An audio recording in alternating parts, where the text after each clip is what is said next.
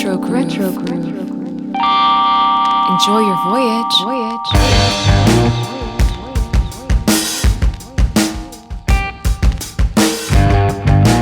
Retro Groove. Retro Groove. Retro Groove. Retro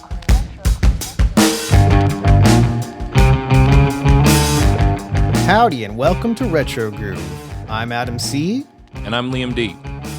And this is a podcast where we talk about music that stands the test of time, the albums and artists that have shaped and reshaped the sonic landscape, as well as covering new music from those artists. Today, we've got a super episode for you. We're going to talk about supergroups, and we'll define that, and then we will talk about some of our favorite supergroups and go into a few of the more well-known ones, and then maybe a couple that are lesser well-known but deserve some attention. But before we get to that on side B, Liam, you're in Chicago.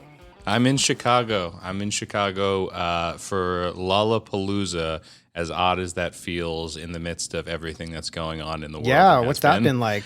It's a trip. These kids, man, these kids. I'm fortunate enough to not be in the thick of the crowd. I've been able to avoid most of that, although I am in a hotel, elevators, whatever, masked up. But it's cool, man. I've been coming to Lollapalooza for 9 or 10 years now, and I love this city. I love this festival. It's extremely well put together. It's especially for such a massive fest. I mean, the footprint is one of the biggest. We've talked about the European festivals. I've never been to those. I've heard that those are also equally as massive and impressive. But this one is always well executed, and the lineup is killer. And it's right in the heart of Chicago, which is a great city, and you can just get to it super easily. And you know, each year there's a bunch of artists that do the same festivals, and so you might not need to make the hike to Chicago because you can see them at Coachella or ACL or Golf Ball or whatever it is.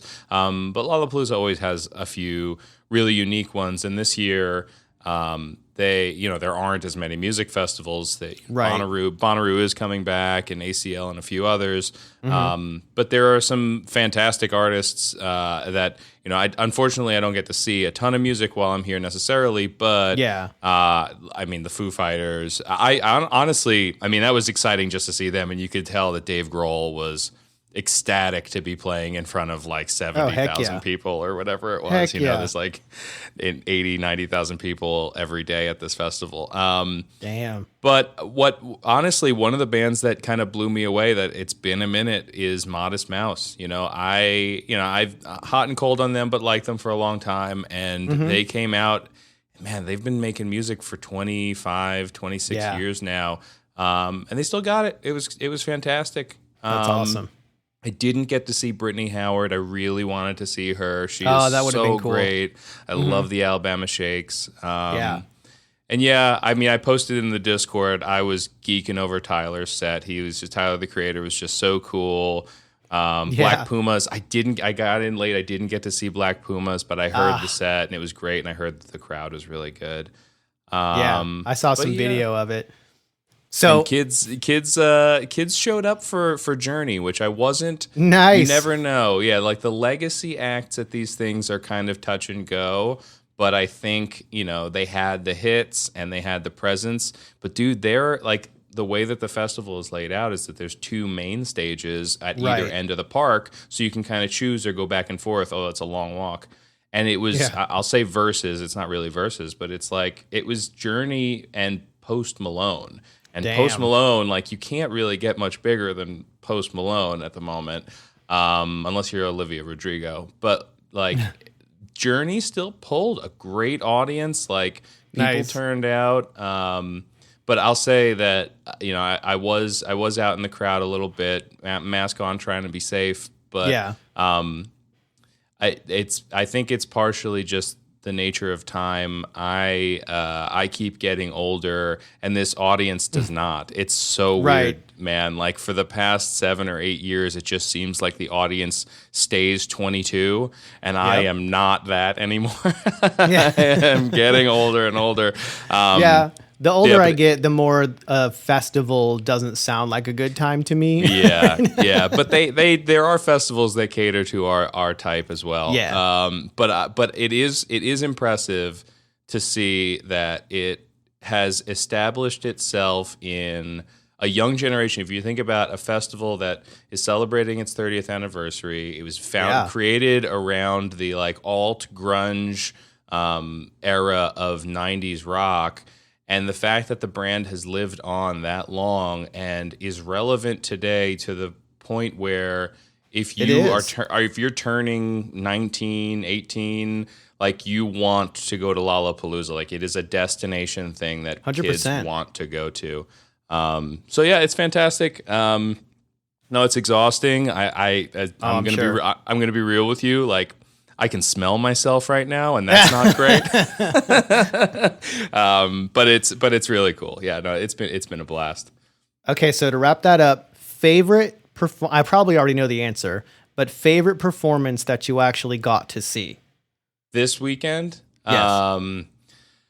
Man, I mean, the Foo Fighters were great. I really liked Tyler though. Like, yeah, I knew it. Hearing the Foo Fighters come out on stage and watching them, I gotta say, like the artists across the board seemed so happy. Like you just watched their faces and they were beaming to be seeing thousands of people in front of them. And the Foo Fighters have done a handful of shows, although they did have to cancel one of their shows recently due to a positive COVID test in their on their team. But I saw that.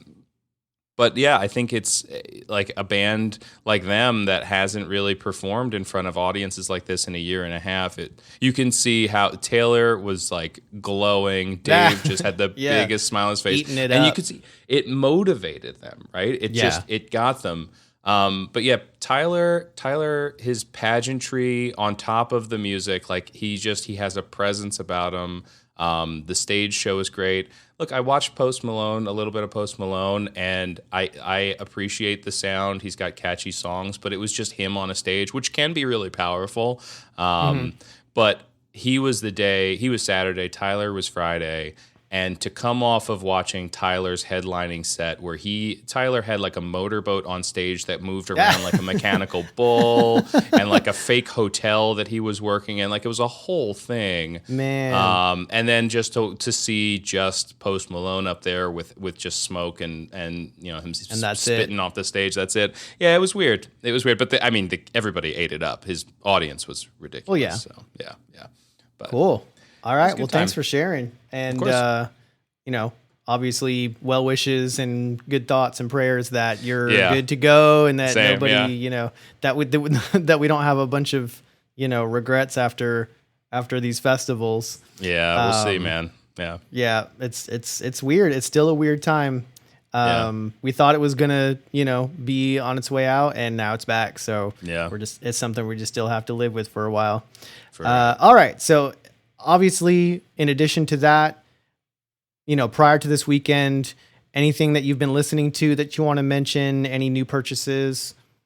Yeah, so based off of our last kind of alt hip hop conversation, one band that I didn't bring up that I kind of forgot to bring up, but then as I was kind of reflecting on it, I was like, man, I love that group, and went back, is this band called Das Racist from like about 10 years ago. They released stuff and then they split up, and I don't think they're ever getting back together again. But most people know them because of like a viral song called Combination Pizza Hut and Taco Bell, which just went everywhere back in like 2011. Is very like Reggie Watts-esque. But they put out like 2 mixtapes and 1 album before they split, and it was just I had fun kind of revisiting it. It's another thing I like to play in the car, and it just feels good. And some of it is safe enough where I can play with my kid in the car, and she likes it because it's weird. They're just saying crazy things. And then so I think we've talked about having artists that we feel like we should know more about or feel like we should have more appreciation of. And The Replacements has always been a band that I'm aware of, but I don't, I haven't been as well versed, haven't taken the time to really like immerse myself. And I took a shot at it the last week. I had a long drive for like a personal event thing, and so I knew I was going to be in the car for like 2 or 3 hours. And so I started just listening to. I threw on their albums, and man, I've said on here that I have some tough times kind of chewing on and digesting Bruce Springsteen music, Right. but I know that he's an influence for so many of my favorite artists. And then I'm listening to this, and I'm like, oh no, this is the other side of who influenced them, and it's the side that I probably associate with more. I mean, this is a band that sounds like they were making music in the like early 80s, and they sound like I can't imagine Nirvana existing without this band. Like they sound so much like everything that has come in the past 30 years in alt rock and garage rock, and everything kind of traces back to, it's like that ancestor, that like the common ancestor of some of my favorite bands. So Yeah. I feel a little bit like an archaeologist where I was aware of it, but I kind of unearthed this thing, and I'm like, oh, now I hear, dude, I'm listening to this and I'm hearing like lyrics and references in songs that I love, that I'm like, oh, that was actually a shout out to this weird like line in Can't Hardly Wait or something. So I went on a kind of deep dive, and I think I'm going to I think I'm going to follow your lead, because I've never been like a completionist guy when it comes to records, although it is very interesting to me. And now I'm like, yeah, I think maybe I want them all. I don't know if how daunting that's going to be, but I think like the Replacements might become one of those bands where I'm like, okay, this will be the first one that I go and get every LP and have a complete set. Oh, wow. Yeah, I only do that with bands that I really, really love. When I think about the Replacements, the main thing that pops out in my head is their drunken performance on Saturday Night Live that got them permanently banned from the show. Yeah, man. So it's just that type of energy. Yeah, and for sure. I love it. What about you? Well, again, coming off of our Atlanta hip hop episode a couple weeks ago, I'm still on an Outkast and RTJ kick. Nice. I did dig into some Goody Mob and listen to some stuff that I'd never heard before, which was really cool. But yeah, what still perpetuates is the Outkast and RTJ albums. Yeah. Also, got reminded of the band The Anniversary because it's Vagrant just released the 20-year anniversary of their first album, and so I've been listening to actually both albums, but more so the second album is the one I'm more of a fan of, and so I've been listening to that. And I was also able to pick up Spoon, Girls Can Tell, which is it might be one of my favorite of theirs. Yeah, it's a good one.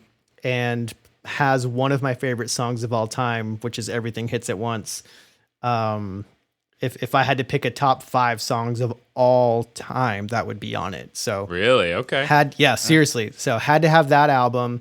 And so that's getting me very close to completing their studio LP lineup. I think that makes 6 out of 8 for me at this point. So nice. That's been it. Didn't really get to the record shops. I've been working a lot, and I've got my daughter's birthday coming up. So I definitely did not get to any of the record shops in the last couple of weeks. So it's been. It's a little bit slim for this segment this week. Yeah. Well, I'll say, so the Anniversary, and I apologize if we already talked about it on a previous episode. I don't remember doing so, but like that band, I remember going to see Dashboard Confessional back in 2002. It must have been. And knowing one or two other bands that were playing, I think it was Saves the Day and maybe Hot Rod Circuit, all bands that were on Vagrant, which was one of those labels that I bought everything that I could, anything that I could find at my local Borders bookstore and music store, like I would grab. But I remember the Anniversary came on stage, and it had that like kind of psych rock, pop rock, but it wasn't super trippy. And I'm blanking on the lady's name who's in the band, but like I don't know any you of their have names that either. you have that. Well, so it's Josh Berwanger is the lead singer, and he's still putting out records under his like last name. He's got his own kind of solo group thing that he's doing, but she's like a music teacher now, and there was something haunting about her vocals as it layered over him. I mean, we could come up with a million examples of this where you have two vocalists that play. I mean, Outkast is one where they play off of each other really well. But there was this dynamic between the two of them about how she kind of presented her parts and echoed him that it struck me. I remember I went immediately to the merch table. I bought the poster. I bought the CD. I got everything, dude. I cleaned out anything that I could buy from that band that night. I did. Like it was. I was floored by that group. And then I don't think that they ever put out anything else after that as a group. I think they split up pretty soon after, which is it's a real bummer. But like I said, lead singer's still doing stuff. But that's cool. I honestly, I don't know a lot of people who even know who The Anniversary is. So it's I have cool a similar to have story someone else about how I discovered them too, because I discovered them because they were one of the opening acts at a Get Up Kids show that I went to in 2000. So it's a great way to find new music. Yeah, I didn't know you were a Get Up Kids fan. We've never talked about that. We should talk Get Up Kids. Well, at I some certainly point, was, and I'll still go back and listen to Something to Write Home About once in a while. Yeah. But oh my god, such a good album. I was definitely that was definitely my thing back in 2000 for sure. Yeah. All right, so the community question this week that we were talking about in Discord is what is that music, that group or that album that when you really need to calm down, you've had a stressful day, been sitting in traffic, you're frustrated, what is it that you can listen to that calms you down, relaxes, and de-stresses you? Yeah. Yeah, I mean, I know that you've been working like crazy. I've been working like crazy. Yeah, and, a lot. And honestly, there's times when I avoid music when I'm hectic because I kind of need talk. I need a podcast. I need radio. I need something like that kind of will transport me to like divert my attention in a way so that I can, wash the dishes and do the chores that I don't want to be doing because I'm exhausted. But I was reminded this past week just how powerful something that can teleport you. Like music's always mood altering. If you have a relationship with a band or an artist or a sound, it can impact you. I mean, I'm watching the Olympics now, and they've all got earbuds in right until they hit the pool, or right until they hit the floor. Right?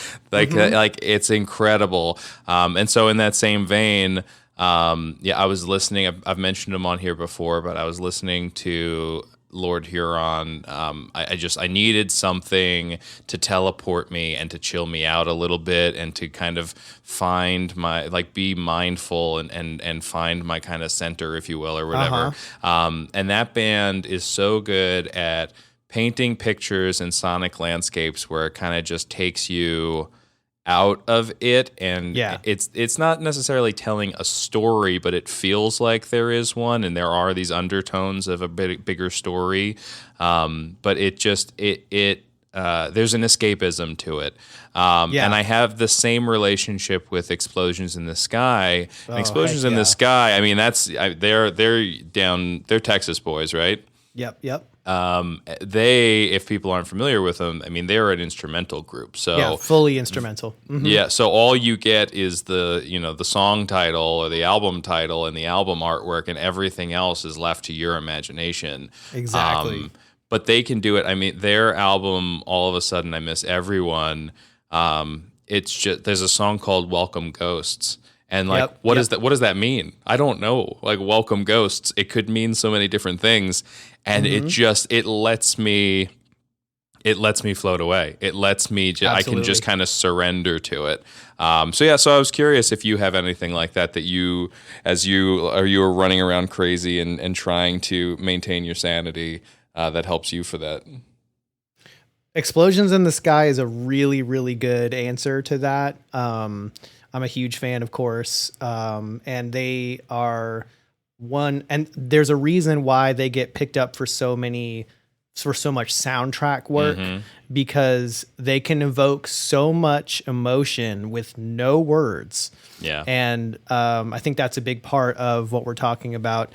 On the other end of that, where it's just more like, okay, I really just need to chill and not necessarily get, transported or emotional, or have the sonic landscape, painted with such beauty, is that Morcheeba album that I've been talking about for probably the third episode in a row now. Just because, they're down tempo, but it's just so, their beats are really groovy and in the pocket, and her voice is just so soothing and jazzy, and it's just chill out music, like pure chill out music.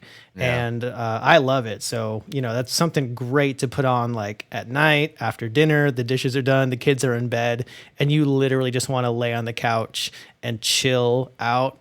That type of album is perfect for that specifically. So, cool. But yeah, I'm 100% with you on Explosions in the Sky as well. Cool. Yeah. I think it's worth saying that, like, obviously finding time for your own mental health and your own well-being is so important. Yeah. And to have a routine or having things that you can have in your stable of, whether it's a meditative time or you're taking a walk or something, but to have just another thing in your tool set of taking care of yourself with that is always good to find something that can be there to help transform your feelings if necessary. Definitely. And you and I were struck. We'll talk a little news here. I mean, you and I were struck suddenly. We might need our own kind of peacemaking. Dusty Hill of ZZ Top, dead at 72. Yeah, just such a bummer. I honestly, I had been told erroneously there was a few minutes where I was told that it was Billy who died, and I freaked out. I freaked out, and then I heard it was Dusty, and I still freaked out. But like and then you're like, well, is it true? Is it because the beards? I think people just get confused a little bit. Yeah, there's that, but also in this day and age, there's so much, stuff. Yeah. Something will go viral before it's even verified to be true. Right. But yeah, I mean, the crazy thing is that ZZ Top's out on the road. I mean, they started a tour that he was initially on, I believe. I think he did a show or two, and they were like, he's not feeling it. He was having some shoulder issues, some hip issues, some ulcers, this and that. Man. And the band had canceled show dates a few years ago because of his health issues. So I don't know. Obviously, none of us know the actual specifics of what went on, but he hadn't been in great shape. And I know Billy had kind of arranged to have one of their guitar tech, I think, who's been with them for years, to kind of jump in and fill in for these shows that they had booked. And then it's a real bummer that you're never really going to get to see ZZ Top again. No, yeah, it's especially as a Texan, that's like, that hurts. That hurts a lot. Man. Yeah. All right, so we got the sad news out of the way. Let's get weird. News. Yeah, let's get really weird here. So I got two other things I wanted to talk about. So I don't know. Do you remember Pharma Bro? Do you remember hearing about this guy back in like 2015? Yeah, he was a little. It was a little flash in the pan for a second there. Yeah, so he made a bunch of money in a terrible way, where he he bought a company or created a company and took a $6 life-saving pill and cranked it up to hundreds of dollars a pill and made a bunch of money off of it, but basically it was a terrible situation. In the worst possible I mean, he's way in jail. You could make money. Yeah, he's in jail. He's been in jail for years. He's serving a 7-year sentence. But so one of the things that he did, because he was not, an Elon Musk esque kind of mentality of it's just I'm not finding the word, but he's a unique man. And one of the things that eccentric, there it is, thank you. He bought a Wu-Tang album, and it was the only not copy, just any Wu-Tang album. the seventh Wu-Tang album, Once Upon a Time in Shaolin. And this is before NFTs or anything like this. There's a physical, there's one physical recording of it. There's like this gorgeous box. You have to look up the picture of the box that this thing is in. It's incredible. And they wrote and recorded it for about 6 years, and they decided that they were going to treat it more as an art object. They were saying that, like, streaming and Napster and everything had kind of depreciated the value of a song or of an album, and so they wanted to do the antithesis. And it's very interesting. It's a cool idea, but it's turned into its own debacle at this point. So Pharma Bro buys this in 2015. Then Pharma Bro, and part of the stipulation, so he pays $2 million for this, and the stipulation is that it can't be sold. It can't be like broadcast. You can't put it on Spotify or anything like that for 88 years. He could do listening events. He could do like little, get people together and play it for them. Oh, really? But couldn't do anything beyond that. He could just do some listening parties. So he goes to jail. And in reclaiming, the millions of dollars that he owes to people now in these lawsuits, the U.S. government winds up with Once Upon a Time in Shaolin. Of course it does. And so that was just auctioned off now, and we do not know how much it was paid for. We do not know who purchased it. Yeah. Wow. So there's mysteriously this thing now has gone into the hands of who knows what. But I just love the idea of the U.S. government having to auction a Wu-Tang album. Is so great. I mean, like it's absurd and wonderful. It's amazing. such a fun story. And then something else that is completely not surprising is so Kanye West been working on his 10th album. Are you a Kanye fan at all? The song, I don't like the hits, dislike the guy, but Sure. I've never really been a fan of the music necessarily.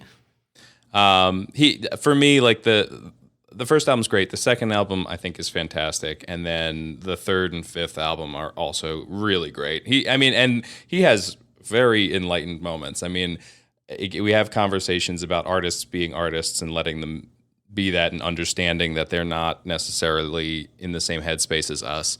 I think that there's boundaries to be set on what's acceptable when it comes to social behavior necessarily, or what. Of course. But anyway, So he had announced that he was going to do a listening event last week, and then right after the listening event, he was going to tweak the album potentially and then release it that night. And he did the same thing a few years back in Wyoming. He had a bunch of people fly out, listen to one of his albums, and then he put it out the next day. Like, he created the album art there, like on his phone.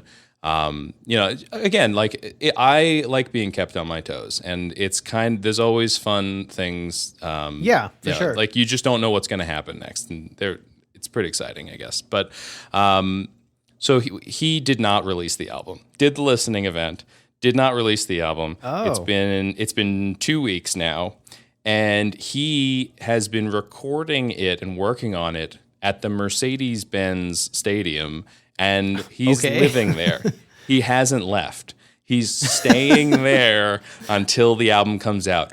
We're hearing that by the time people are listening to this, it should be out. We're being told it's going to be out August 6th. But again, this thing has been talked about for a very long time, and yeah, so he's got like a mattress and a little desk and everything that he's just sleeping in a room in the arena. And there was like a sporting event there, and he showed up with a stocking over his head. Like, it's just, you got to go on social media and see it, man. But I'm excited to check it out. Again, like, he has these moments of brilliance where he's a fantastic producer. I mean, some of my favorite, I was going to say. some of my favorite hip hop albums of that era.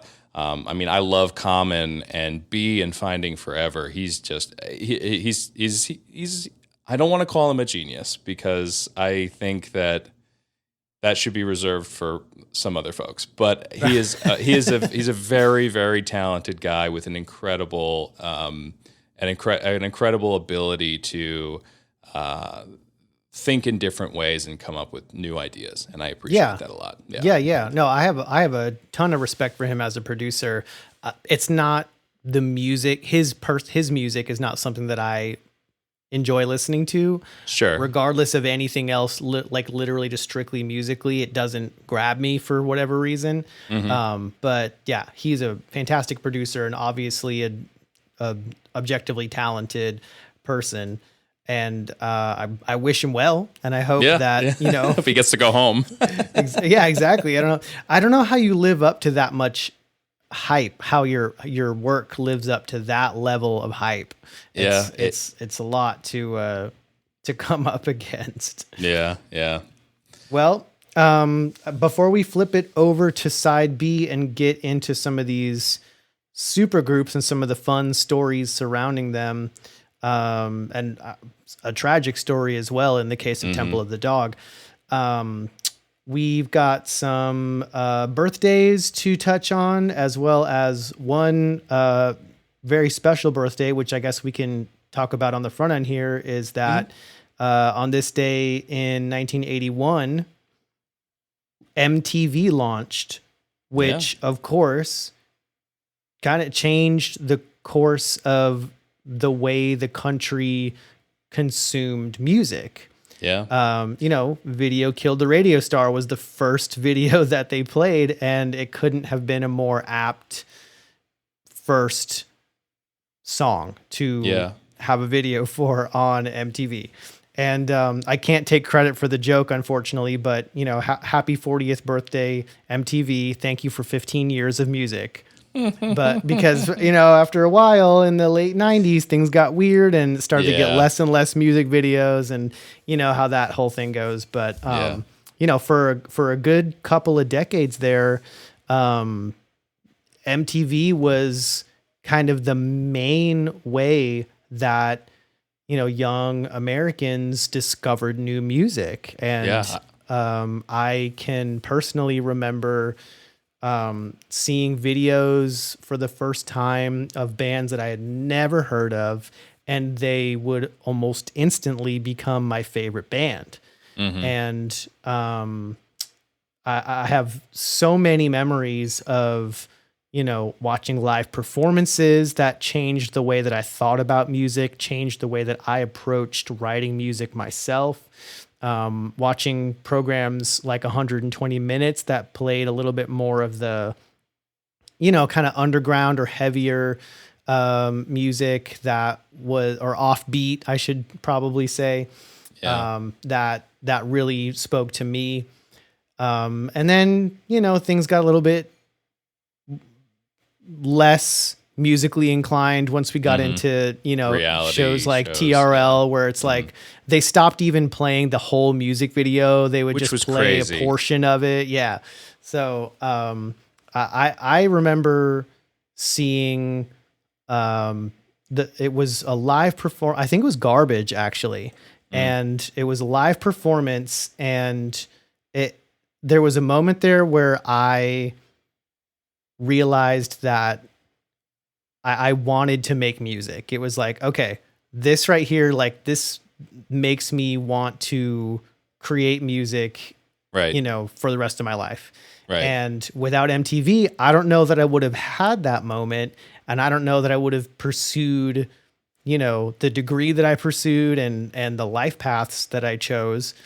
So I at least in part have MTV to thank for that. Yeah. Yeah, I feel like I wouldn't have been exposed to hip hop. I didn't have friends who were listening to hip hop. I remember seeing Busta Rhymes videos. I remember seeing the Diddy videos, the Mace videos, the Wu-Tang Killer Bees, like Triumph. Yes.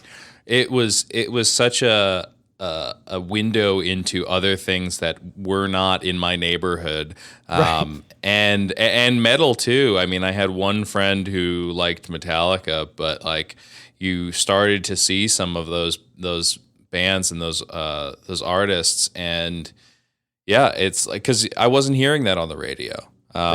And unless you had a cool older brother or cousin or friend who had one and slipped you a tape or a CD, you didn't hear about that stuff. And MTV was a genius marketing tool that just it succumbed to the natural ratings grab. But I'd say that it is what YouTube is now in many ways. I mean, that's an algorithm, so it's a little different. But I go on YouTube and watch music videos now, as does everybody else. And where else do you watch music videos these days? That's the only craft place is still to watch alive. it. Yeah, like it still exists, which is cool. Yes. It's crazy to think that artists are still making music videos, but they're making it for YouTube instead of making it for MTV. Right, exactly. And you could, say that MTV became the cutting edge of new music, replacing what before then would have been like college radio, would have been what was considered the cutting edge. So, and now you're right, absolutely right. It's YouTube. It's streaming. It's, you could argue SoundCloud, but like YouTube is still where things go viral. Mm-hmm. Yeah. And speaking of garbage, obviously we've done a great episode on Butch Vig, big fans here, and happy birthday to him. Happy birthday, August 2nd, born August 2nd, 1957. You want to talk about a couple other birthdays here? Yeah, I mean, so Jerry Garcia, born on the 1st, and there's a unique thing. I don't know if you're a Deadhead. I'm aware of it. I have an appreciation for the songs that most folks would know. But they, a lot of fans kind of celebrate Jerry's life and legacy this time of year because he was born on the 1st and died on the 9th, and so they call August it the 9th, day. that's right. Yeah, August 9th. So the week in between, they call it the days between. And it's cool, when you've got that kind of community. It's a nice thing to rally around. Just like you have your Hallmark holidays where you celebrate this and that. It's kind of neat to have a week every year in a fandom to just say, for sure. Let's sit and celebrate the legacy of this band and this guy. Definitely. So Robert Cray, fantastic blues musician, born in 1953 on the 1st. Chuck D, Long Island Zone, Public Enemy. Adam Duritz, Counting Crows, also born on this day, 1964. I'm hoping I get to see them at some point in the next year. I think they're going to get out there on the road. Tony Bennett, born 1926, dude. He's about to turn 95. Whoa, crazy. And he's still performing. Still doing it. So crazy. Mentioned Metallica before, James Hetfield. I mean, you want to talk about seeing someone on MTV or seeing some imagery. I mean, I remember they had a music video for the Mission Impossible soundtrack called I Disappear, and James is driving a muscle car akin to what he has driven akin to the Fuel music video. And I was just like, yeah, I need a muscle car someday. I was just like, I want to be that guy. He's the coolest dude in the world. Yeah. For sure. Happy birthday, James Hetfield. And then Louis Armstrong. His birthday is August 4th. Obviously, we lost him a few decades ago, but he was born in 1901. Wow. which is insane to think about because Yeah. people are listening to his music to this very day. Mm-hmm. And he was born 120 years ago. Crazy. Yeah, it's crazy So- to think that music, the history of recorded music or commercial music consumption has been around for a very long time now. Absolutely. Yeah. Yeah, Louis, his little compilation of his and Ella Fitzgerald's Christmas songs, that is one of the most played Christmas albums in my house. At least. Yeah? It may be close. I would say that Vince Guaraldi's Charlie Brown Christmas Charlie soundtrack Brown, yeah, is, that's here. is probably a close second, but honestly, number one has got to be that collection of Louis Armstrong and Ella Fitzgerald doing Christmas songs, and just hearing Louis Armstrong sing "Is That You, Santa Claus?" Fantastic. Nobody else can perform that song. I don't know if you've heard anybody else try to do that song. Doesn't work. Yeah. Doesn't work. That is Yeah, Louis Armstrong's song 100%. Do you have it on vinyl? I don't have it on vinyl. Yeah. I have the CD, actually. Okay. One of the few Yeah. CDs that I do own. Of the Yeah, CDs that I do own, of like the 8 of them that I own, 6 of them are Christmas CDs. Yeah, fair enough. Yeah, I wonder. I mean, we haven't done any. I haven't looked at it, but I wonder if it's one that's gotten reprints. That's one that I'm semi-familiar with, but maybe I'll make that my holiday album this year. I'll take a note out of your book. There's so many good songs on it. It's fantastic. But that really covers everything on side A that we wanted to hit, I think. So I don't know about you, but I am super excited to get into some of these supergroups. Obviously, we're not going to have time to hit on all of the ones that deserve to be talked about, but we're going to talk about some of our favorites, some of the most well-known, and hopefully get some new fans for some of these lesser-known ones. Yeah, All right, you ready to flip it over? let's do it. Cool.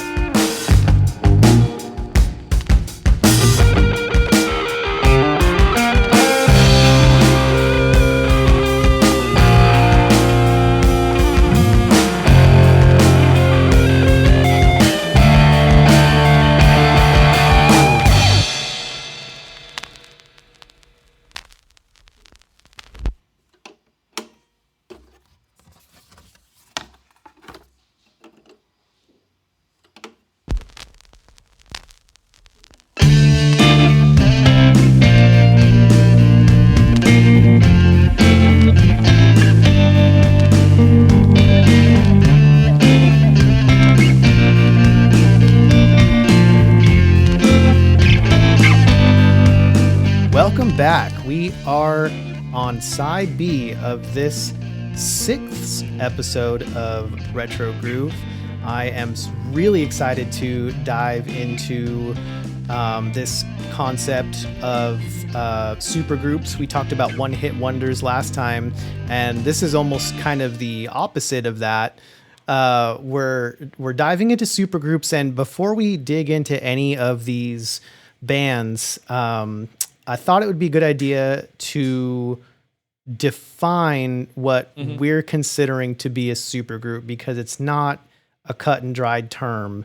Yeah. We really want to try to establish what is fascinating about this and what we really want to be talking about here. Yeah, let's set some boundaries here, because Right. like obviously like it's art and it's expansive and it can go in a million different ways, and there's so many great stories with these things. But when we're going to be talking about this, I think we're not gonna be talking about these one-offs that happen to charity events. These, Right. It's not the Rock and Roll Hall of Fame induction. It's not Right. It's not features on an album or something along those lines. This is really going to be focused on our bands that had pre-established members that then either serendipitously or by design kind of came together and created something that was more than the sum of its parts, but the parts were already big. I mean, Right. the Cream often gets the note of the first super group. But I think that that's done a little retroactively. I think Right. that looking back at who was in that group, you say, oh, wow, well, they were playing before and then they came together and then 4 albums later, they went off and did so many other things. Exactly.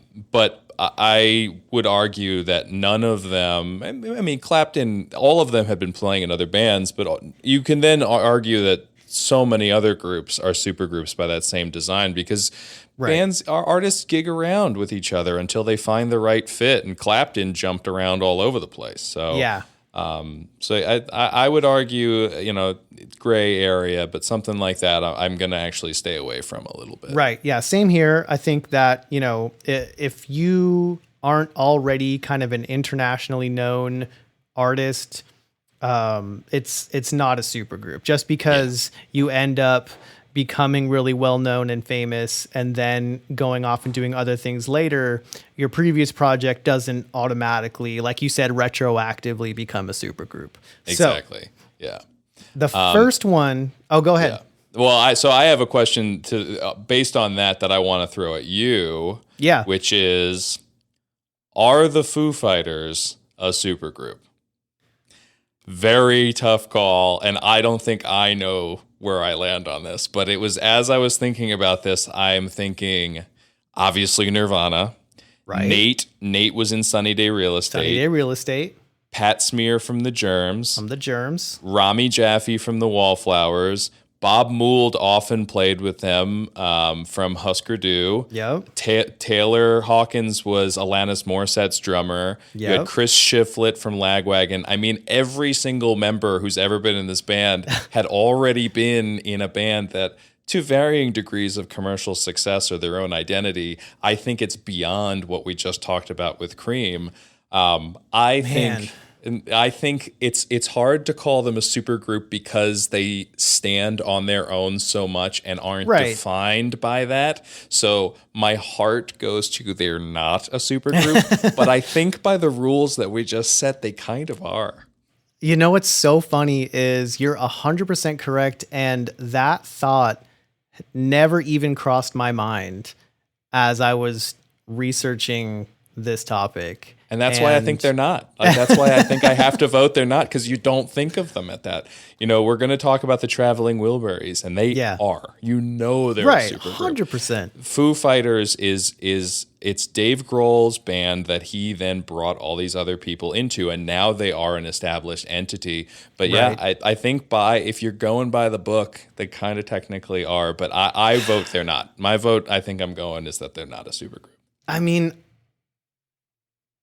you made it for someone that's giving me a no vote on that. You sure made a good case. Yeah.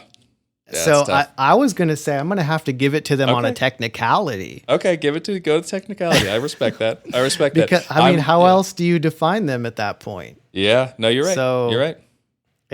You're right. There's not one member other than now. I think the keyboardist is considered an official member of the group now. But other than that. Yeah. But that's Rami Jaffe, who was in the Wallflowers for 15 years. Yeah. Yep. So it's a tough call. And I didn't even know that Chris Shiflett was in Lagwagon. That was a new fact for me just now. Yeah. So I think just that on its own really gave it to them as far as the technical win, the technical inclusion. Yeah. Oh, sorry. No, it was No Use for a Name, not Lagwagon. Oh, okay. No Use for a Name. I think it was because Spike Slaw of Me First and the Gimme Gimmes, who was in a band with Chris Shiflett, was in Lagwagon. I think that's what it is. All right. Sorry. Well, thank you for No Use for a Name, another punk band. It's new information for me, so now it's there. And it still counts. As far as I'm concerned, they still get it on the technicality. So man, why don't we talk? Threw me for a loop, though. Yeah. So why don't we talk about? I mentioned them before, and I think that you have them here on your list. I mean, the Traveling Wilburys is probably the best place to start for supergroups. Absolutely, right? the best place to start. I mean, probably you could argue the most well-known supergroup if we're talking about all of pop music history. Yeah. I was actually pretty surprised to find out in my research going back that it really was George Harrison's vehicle. Yeah, it was George. It was It was George. all George. I mean, Yeah. it was his idea.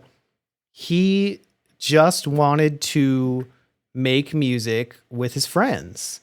And he invited, and it going back through the history of the group, it all seems so haphazard and like circumstantial. You know, Tom Petty ended up joining the group because George Harrison had to go to his house to pick up one of his guitars and was like, "Hey, why don't you just come along with us?" You know, So crazy. So crazy. So, yeah. Yeah. I mean, Cloud Nine. So I think that was the last of George's albums that Yes. were released before he died. I remember, let's go back to 1987. MTV. Go back to MTV for a second. The music video for "I've Got My Mind Set on You," where he's sitting in a Barker lounger or like a armchair, and the whole room, the animal heads, the bookshelves, everything's coming alive. It's like Peter Gabriel's Yes. Sledgehammer. And for me, I was a little kid, and it was a mind trip absolutely paired with this gorgeous pop song, this fantastic pop song. timeless pop song. And so I remember then getting older and going back and finding that album and falling in love with that album. And it was his work with Jeff Lynne on that Yes. album. Jeff produced it, that kind of created this spark of, well, what maybe Jeff was working with other artists. I think he was working with Tom or was working with Bob. It's just like organically happened, and they went to go see Roy Orbison, right? And they talked to Roy, and Roy, they all loved him and brought him into it. Like, Roy you're right, was totally Jeff Lynne's organic. idea. George Harrison chose Bob Dylan, and Lynn opted for Roy. And so, and again, Tom Petty was just kind of a, "Hey, come along with us" kind of thing. Yeah. And it's funny, their first song that they recorded, "Handle with Care," was literally named because they recorded that song in Bob Dylan's garage studio because there were no other recording studios in the area that could accommodate those them on 5 such short icons? notice. Come and on. Yeah. they saw a box in the garage that had "Handle with Care" written on the box, and there it is. There's the name of the song. Yeah. Now, I believe that it was after that they basically did the rest of the album just kind of jamming together on acoustic guitars, right? Like they worked it out, and then Harrison and Lynn had to take that and get some session musicians to kind of flesh out the rest of the album, is my understanding of that. And it's really cool to think that it was such just an organic thing. You know, George Harrison, like you said, the leader of it, pushing the idea forward. But then all of these guys just in awe of each other, who arguably are all on the Mount Rushmore of what is rock and roll or singer-songwriter or whatever you want to call it, folk singer-songwriter, rock and roll. It just... Yeah, it's incredible that this existed. And then devastating then that, you know, it helps, Handle with Care helps them kind of reinvigorate some of their careers as they're kind of trucking along, especially, you know, Roy Orbison. His hook in that song is so memorable right before, but then he dies. Like it's a massive success, and I think he passed away like a month or two after the album came out, and the band then has to question, like, are we a band? Like, are we going to do this again? Can this exist without him? When it was they were all in awe of him being a part of this group. I mean, he was the elder of the group, really. Yeah. But they did, right? They made another album without him, kind of in tribute to him, even. Yeah. And then kind of went their separate ways. Absolutely. And I think it's probably good that they didn't try to go on and bring in new members and stuff like that. It was beautiful what it was. And then sometimes if you try to keep something like that going past its shelf life, so to speak, it can mar or cheapen what came previously. So you know, obviously tragic losing Roy, but I'm glad that they preserved what it was. Like, to have that exist in music history is so incredible, you know. And then obviously we lost George a while after that. But the fact that there is this time capsule, this moment when this happened, that we can kind of go back to. I was listening back to that first album, just kind of in preparation, and it's Same. It just gives me goosebumps, because I'm like, I can't believe this happened. You know, now that I have an appreciation individually for each of these artists, it's crazy. And when we're speaking of Mount Rushmores, so there's an equal Mount Rushmore over on the countryside that I'd like to touch on for a second, which is the Highwaymen. Yes, please do. It's Johnny Cash, Willie Nelson, Waylon Jennings, and Chris Christopherson. And they go on, I mean, combined, they have 36 Grammys under their belt. Oh and my God. and again, another situation where they are just all in awe of each other. The forefathers of the outlaw and alt country movement that I love and so many people love now. And it's just incredible to think that these guys all were able to sync it up, and they made 3 albums. You know, they did this. They weren't. It wasn't just a one-off thing. Yeah, they genuinely were able to work it out.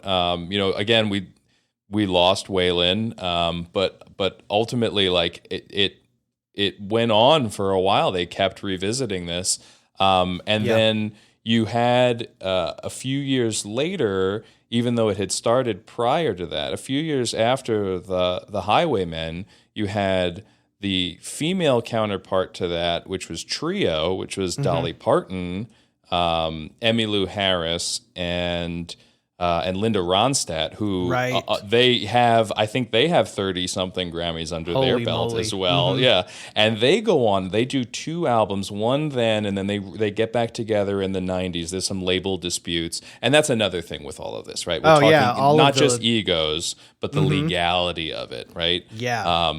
And there's some stuff that we can get into on some of these others where the egos really come into play. Yeah. But the legality of some of these things creates these roadblocks. Yeah. And so Trio, they wanted to, a few years after, put out an album, and they recorded something, and then it got shelved because they couldn't figure out who was going to put it out. Yeah. So it sat for like 5 years. Yeah. It's really sad that those kind of legal entanglements get in the way of what could have been something amazing. Thankfully, we didn't seem to have that issue with the Wilburys. It all got worked out. Yeah. But that can really put the brakes on what could have been an amazing collaboration. Yeah, and then in the same vein, then you go from the Highwaymen to Trio, and then recently, I don't know if you listened to it. It came out, I think it was 2 years ago now. You have the Highwomen, which was Maren Morris and Brandi Carlile, Natalie Hemby, and Amanda Shires.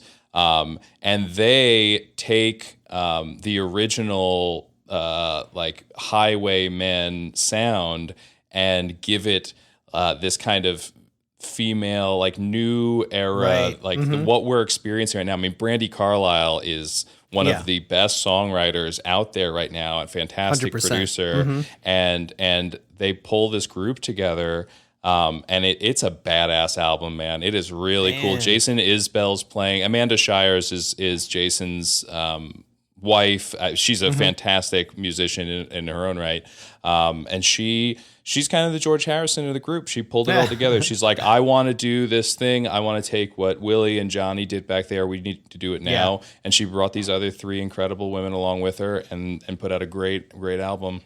Awesome. Yeah, I was aware of it. I haven't actually been given the opportunity to listen to it yet, but I definitely will now. This is so good. So next episode, during what you're listening to, you'll probably hear that on there for sure. Cause that's it's killer. Thank you for reminding me of that for sure. It's killer. Let's talk a little rock though. We did some country. So you have Temple of the Dog on yours. Yeah. So for those that are unaware, Temple of the Dog was spearheaded by Chris Cornell, who had already, been successful with Soundgarden. But one of, actually it was his roommate, Andrew Wood, who was the lead singer of Mother Love Bone, died of a heroin overdose in 1990. And Temple of the Dog sort of became a tribute to him. The first songs that he wrote, Reach Down and Say Hello to Heaven, were basically tribute songs to Andrew. So, right. Stone Gossard and Jeff Ament, who were in Mother Love Bone, obviously then went on to be in Pearl Jam. He invited them to be part of the band because they were directionless after losing their, lead singer. And they had one album. Eddie Vedder came in and did vocals on the album as well. And then, I don't know that Pearl Jam would have existed without Temple of the Dog. Possibly not. Yeah. Probably Eddie got thrown into the formula, and I think it all started to click. Yeah. Yeah. I think it gelled, and that was, I'm not like really, really familiar with the history there, but I think you could definitely argue that Pearl Jam as we know it most likely wouldn't exist without Chris Cornell and Temple of the Dog. So for sure. Yeah. And I think that it's also good. Again, you hear good and bad come out of a lot of these situations, but Cornell went on to have a great relationship with that band throughout the years following that too. It was like he went off and obviously was the lead singer of Soundgarden and Audioslave, which we'll touch on here in a second. Yeah. But following that, band breakups can be like actual relationship breakups, and you can have some really awful things come out of it. But the band, as they went off and created Pearl Jam, maintained a great relationship with Chris throughout the years. Yeah. And then so Chris, then becomes the lead singer of Audioslave after Soundgarden and Rage Against the Machine dissolve. Yeah. And the falling out between Zach De La Rocha and the rest of the band, I don't know if anybody knows the full story there, but I know that the creation of Audioslave was orchestrated a bit behind the scenes. You had some managers and such that were kind of nudging people in the same direction, and Chris has gone on record to say that it was because of Mother Love Bone and Temple of the Dog, rather, that he was open to the idea of this because he had already experienced like collaborative things being inspirational and having this greater momentum and this greater ability beyond what you can just do on your own. Yeah. I loved Audioslave.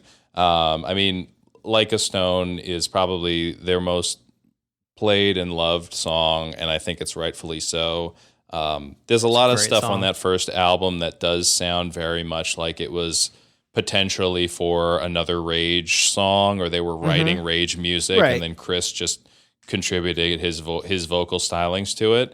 But Like a Stone, I think, stands out. I don't think that there's anything in Rage Against the Machine's catalog that sounds anything like a Stone, and it's haunting and gorgeous. And then they go on to create their own. They create their own identity over the next two albums, and they wind up putting out 3 albums. And I don't think that the split was.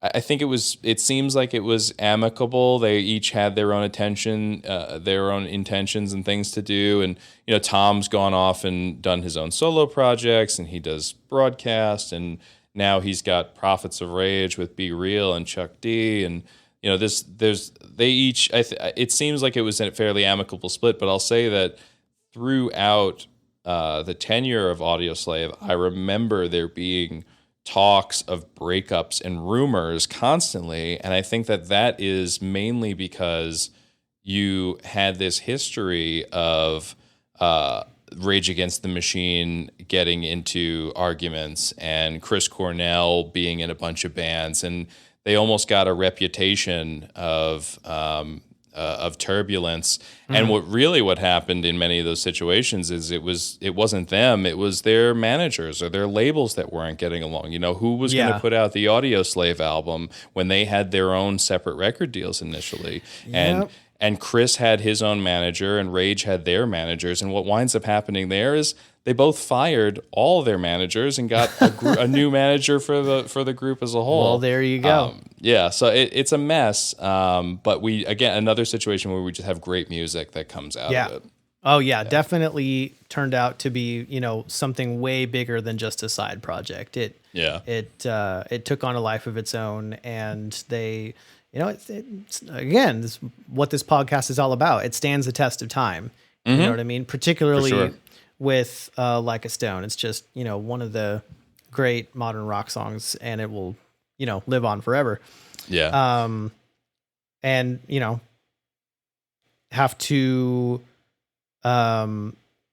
again, come back to the legal entanglements creating problems where they don't need to be, unfortunately. But that kind of has to be a part of the equation if we're going to define supergroups the way that we have. Yeah. So it's almost unavoidable, I think. Yeah. Now, we've talked about Adam Schlesinger, we've talked about Fountains of Wayne on here a bunch, but Tinted Windows, right? So gotta mention Tinted Windows. For sure. And this may be one that listeners may not have heard of before. Mm-hmm. So let me, talk about them really quick. Tinted Windows is Adam Schlesinger, prolific songwriter. We talked about him last episode. Mm-hmm. Fountains of Wayne obviously went on to do a ton of other things musically. One of the, I don't know how many people have been nominated for a Tony and an Emmy and a Grammy. Mm-hmm. That's a triple threat that I don't think a whole lot of people can put that on their resume. But he is an incredible songwriter, or was, rest in peace. Lost him to COVID last year, unfortunately. Mm-hmm. But he, I believe it was 2009, and traveled to go, I believe, to a songwriting session with Hanson. Yes, mm-hmm. Hanson of MMMBop fame. Yep. And so out of that came this idea to put a group together and create an album, as they had some commonalities between them. And the kind of the sound that they immediately said, okay, if they're both keyboardists, they said, if we're going to do this, no keyboards. Mm-hmm. That was like one of the rules going into creating Tinted Windows. This is going to be a rock band. We're not going to have any keyboards. Yeah. And so they recruit, of all people, James Iha of Smashing Pumpkins. And A Perfect Circle, yeah. On lead guitar, and A Perfect Circle.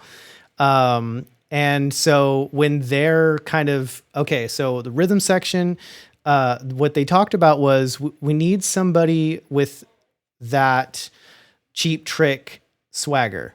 Mm-hmm. And then so I believe it was Adam who said, well, if we're trying to go for that sound, why don't we just call up Bunny Carlos of Cheap Trick and see if he'd be interested? And his wife was like, "You're too busy. You can't do this project as well. Like, what are you doing?" Yeah. And it happened. They created this probably what would seem like the most ragtag or mismatched group of musicians. Mm-hmm. But when you listen to it, oh my God, does it work? Yeah. I mean, it sounds like Cheap Trick, a little T-Rex in there, kind of some glam rock. It sounds incredible. And I just was jamming this album in the car, and it is so good. The hooks, I mean, Adam Schlesinger is one of the reigning kings of creating incredibly catchy hooks, and it shines all over this album. It is just so good. Yeah, So, and Taylor Hansen is a great. I mean, say what you will about Hansen. He's a smart businessman, but he's also a great singer and can write a pop song too. And Absolutely. so when you put the two of them together, it's one of the situations where I do feel kind of greedy and wish that there had been more. And now obviously there never will be.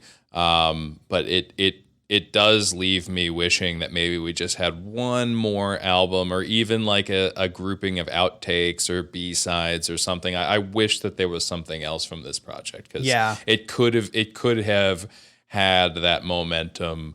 And it's a bummer that it never did. Yeah, especially because in interviews, there's some allusions to them creating more in the future. And whether those writing sessions or recording sessions ever happened, we may never know. And it clearly never panned out, unfortunately.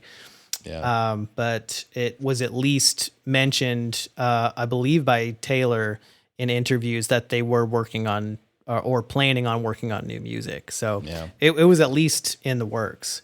Yeah. Anything else you want to touch on? I know we're kind of starting to run out of time, but I know we've sure got a few that we want to talk about. Yeah, I'd like to jump over. I mean, hip hop is weird because there's not a whole lot that fit the criteria.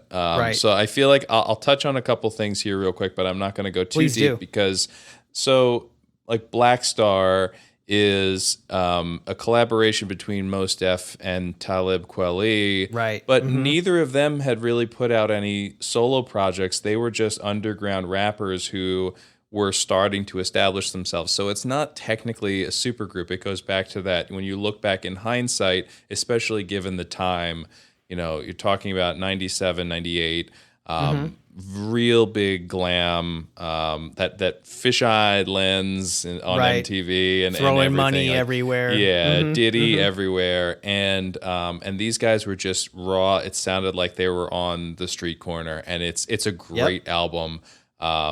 But again, like a super group in hindsight, but not at the time. And then I threw on, Watch the Throne. Like it's technically not a group. It's Kanye and Jay-Z doing a collaborative album together, but it also is its own thing. Yeah. If there were to be a Watch the Throne 2, you know what it is. Right. So I'm not going to put it under the title of supergroup, but it is very close to that kind of definition. Same with Danger Doom, although Danger Doom's weird. Danger Mouse has been a part of Broken Bells. He's been a part of a bunch of groups, but he's usually takes an instrumental and a producer level role, and so I don't think that you can even consider Danger Doom to be a super group. But there was a group, and there was one album back in the late 90s called Lucy Pearl, another one that most people don't know much about. But it was Raphael Sadiq. It was supposed to be D'Angelo, and then Ali from A Tribe Called Quest. And then again, this is one of those ones where it got really messy and the wheels fell off. They had two singles that came out, but like it didn't work out with D'Angelo's schedule, and so Raphael went and found somebody else, and it was one of the ladies from In Vogue, extremely talented, and bringing a female voice into the group was great. And then it honestly, it sounds like egos got in the way. They started doing press. It started doing press, and each one wanted their own spotlight. And they would go into an interview and they'd start asking Ali about A Tribe Called Quest, and Raphael might not like that so much and stuff. It's dicey when you take it to that next level of doing a tour. Most of these artists that we're talking about never really toured. They didn't. A lot They of them didn't go didn't. into it. Yeah. Audio Slave obviously did, but most of these others didn't do a whole lot of that. Yeah. And so that group kind of fell apart right after the album came out. But some great songs that were off of that project, and a really cool kind of neo soul R&B sound from that time. Raphael Sadiq, super talented. Yeah, he's great. I and didn't know then that D'Angelo was supposed to be part of that project. Yeah. That was news to me. That's cool. Yeah. Cool little factoid. And then the last thing, not hip hop related, but just like I'm a massive Bright Eyes fan, and I remember hearing about the Monsters of Folk collaboration with Jim James of My Morning Jacket and M. Ward of She and Him, and it's a great album. It's exactly what you would expect it to be. Right. Right. None of them are. I mean, My Morning Jacket's huge, and Bright Eyes obviously is big in the indie alt scene. Yeah. But we're not talking anything like Traveling Wilburys or Highwaymen or any of that stuff. I don't think any of these guys have a bunch of Grammys or anything under their belt. But a fantastic album that definitely worth mentioning. Yeah, absolutely. Do you have any that you want to touch on? Yeah.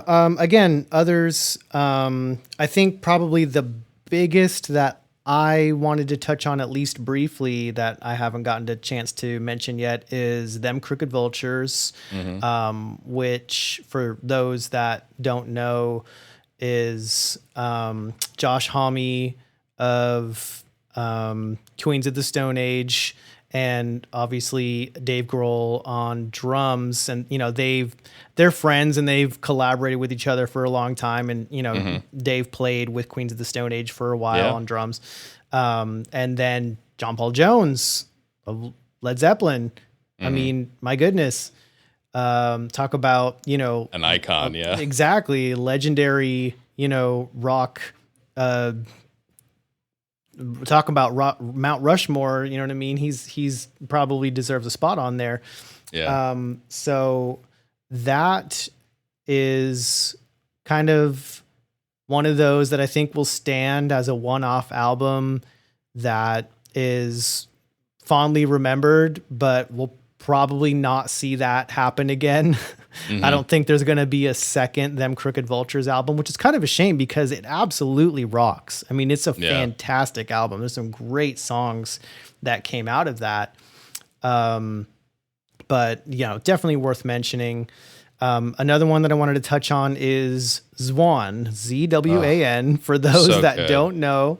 So, post Smashing Pumpkins, before before Billy kind of reworked it and brought them back from the dead, so to speak. Was Billy Corgan and Jimmy Chamberlin. Jimmy Chamberlin being the drummer of Smashing Pumpkins, wanted to create a group and make an album and tour, and they put together. So David Pajo, for those that don't know, I got to see him live actually relatively recently. Oh, cool. Amazing. He opened for Mogwai, actually. For those that don't know, David Pajo originally in Slint and has been in a bunch of projects. He was in Stereo Lab for a while. I mean, amazing musician, and I'm a big fan of his. But he was in the group. Paz LaChantine. Yeah, she's amazing bass player currently, and has been for a long time the bass player for the Pixies, or the current iteration of the Pixies. But she was in A Perfect Circle. And then Matt Sweeney also in the group, the guitarist from Chavez. So they put out kind of a one-off album, and if I'm remembering correctly, they actually broke up mid-tour. I don't even think they finished their tour, and they, obviously whenever you've got Billy Corgan involved, the egos are going to butt heads, and there's going to be disagreements, and amazing musician, amazing songwriter. Smashing Pumpkins is one of the biggest, alternative rock bands of all time. Billy Corgan is known to be a bit of a diva, big ego, you know what I mean? Yeah. So yeah, or let's just say in a nice way, can be difficult to work with. Yeah, very particular about stuff. But made some fantastic music. And again, another one that I think we will probably never hear from again. Smashing Pumpkins having reformed and Pause with the Pixies. David Pajo doing his own thing as a solo artist. And I think they're all doing well independently, and they don't probably need to revisit that. Yeah. Yeah, I mean, then, Billy and Jimmy are still in Smashing Pumpkins, as far as I know. So, or I think Jimmy is still. Yeah. So, and James as well. It could James happen Eha if they back. decided to. Yeah, but if James went off and did his thing, would there be another Zwan project? I love that album. There's so many good songs on that album. I remember picking that up, like hearing the song honestly. And I was a Smashing Pumpkins fan, but it had this very power pop kind of sensibility to it that I was like, oh, this is a Billy Corgan I don't know and I want more of. And the whole album's fantastic. Yeah, it doesn't sound like Smashing Pumpkins. It is definitely its own thing. So I'm glad that we have the album, but yeah, that's definitely one of those one-offs. Last one that I want to talk about here is Oysterhead. Now, Oysterhead, for those that don't know, is Les Claypool of Primus, of course, but a solo artist as well. And he actually was asked to put together something for the New Orleans Jazz Festival. That's what it was. And this is the group that I mentioned earlier in the episode where originally it was intended to be a one-off performance. Right. And if it had been, they wouldn't fit our criteria for the supergroup. But he contacted Trey Anastasio of Fish. And so they talked about it and they're like, all right, who can we get to play drums for us? And the name that they came up with was Stuart Copeland of the Police. And it's like the Police. Yeah. You know what I mean? So, that's a came cheap together. trick situation where they're just like, let's ask him. Yeah, exactly. Like that's the kind of sound that we want to go for. Yeah. Well, let's at least shoot for the moon. You know what I mean? Yeah. So, they did it and they came together for that performance at the New Orleans Jazz Festival. I was reading that, scalped tickets for that performance were going for $2,000. Oh, wow. Famous people, including Francis Ford Coppola, were in attendance. It was a really big deal. Yeah. And so it was such a big deal that they, decided, okay, this is a thing. Let's record an album. And actually twice now, they've had their tours canceled or their intended tours canceled. They were going to tour in 2001, got canceled due to 9/11. They were actually going to tour again in 2020. And we all know what happened in 2020. Yeah. So, hopefully we'll eventually get more Oysterhead material. But that album, it's definitely an interesting fusion of styles, but it works really, really well. And it's a fun album. Even if you're not into Primus, even if you're not into Fish, it's really, really fun. It's a great, jammy, jazzy, fun album. Yeah, they're one where I do think we'll get more music. Like out of all of these that we're talking about, I don't think we've touched upon anything that we feel optimistic about ever getting anything else, be it old recordings or new music. But I think this is a good one to leave off on, where it's one that, the future might be bright here. Like this could happen. Trey likes getting into funky things, so does Les, and for sure, Stuart's a weird dude, and I think there's. If I were to put money on it, I'd say it probably happens.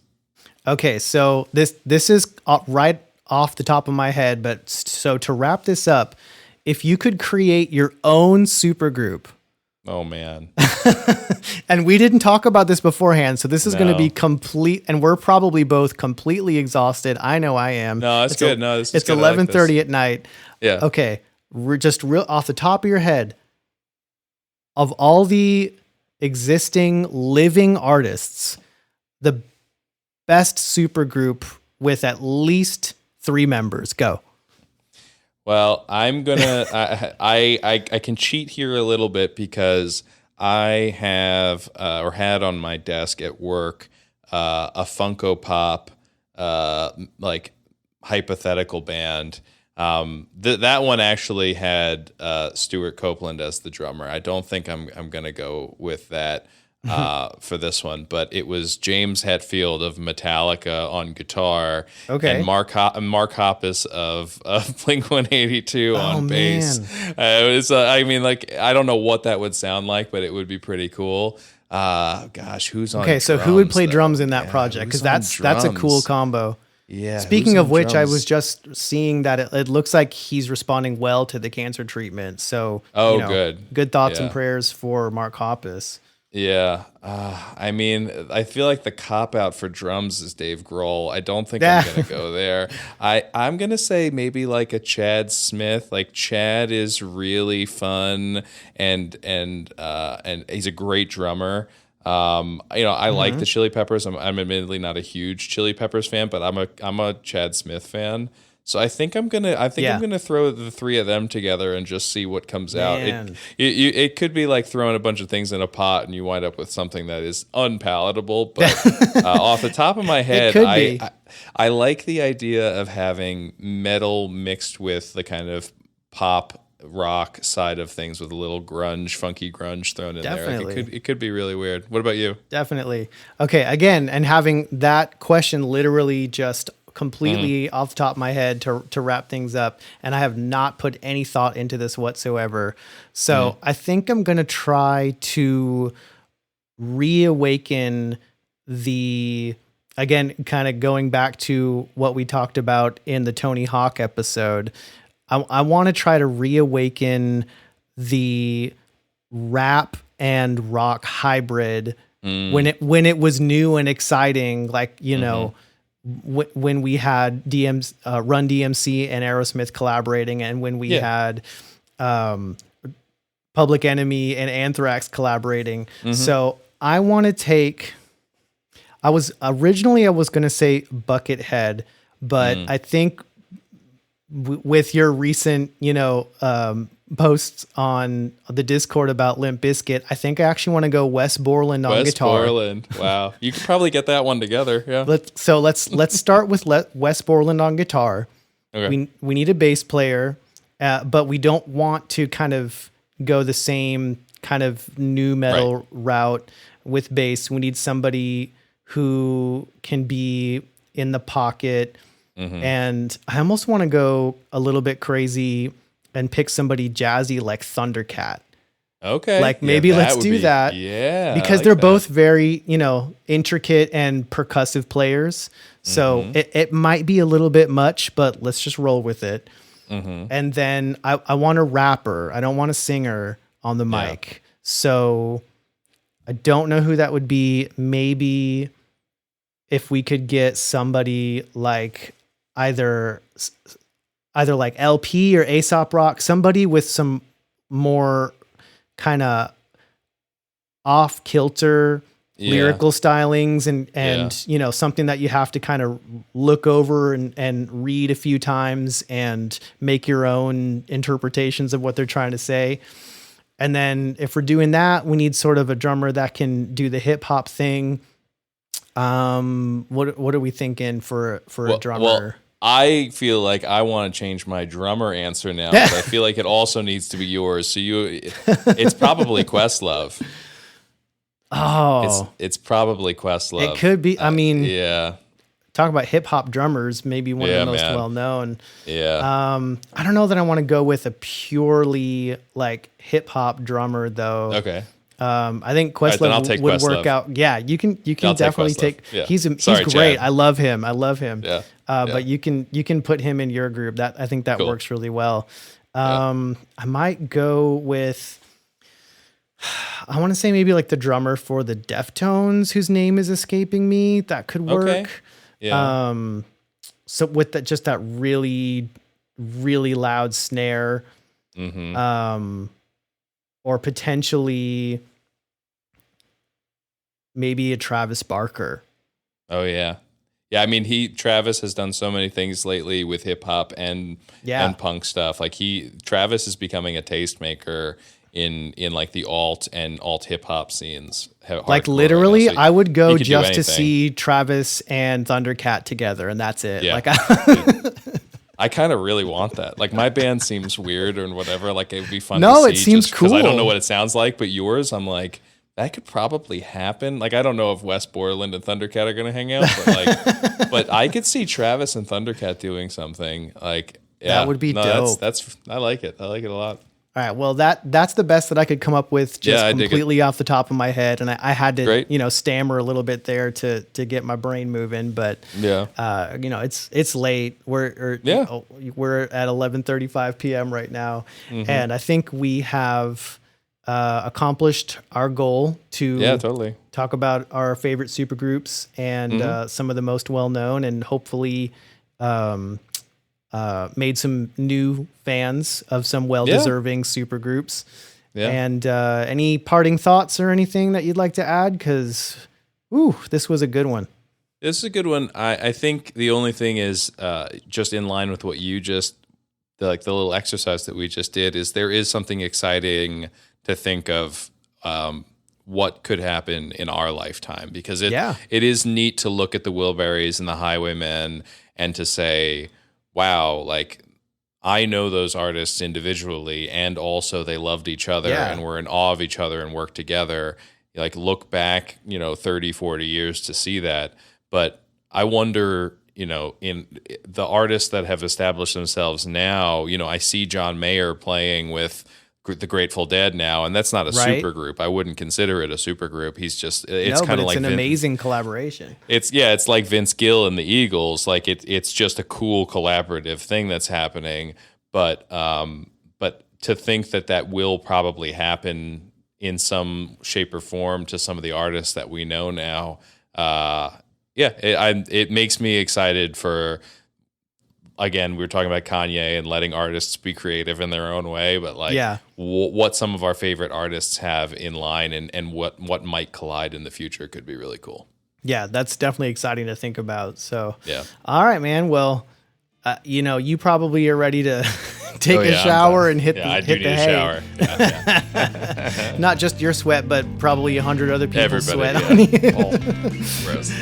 All right. Well, this was so much fun, and appreciate you listening, and I hope you enjoyed the episode as well. Retro Groove is part of the RetroLogic network. Check out the website, retrologic.games, for social links, merch, community, and more. And we will see you next episode. Adios. Bye.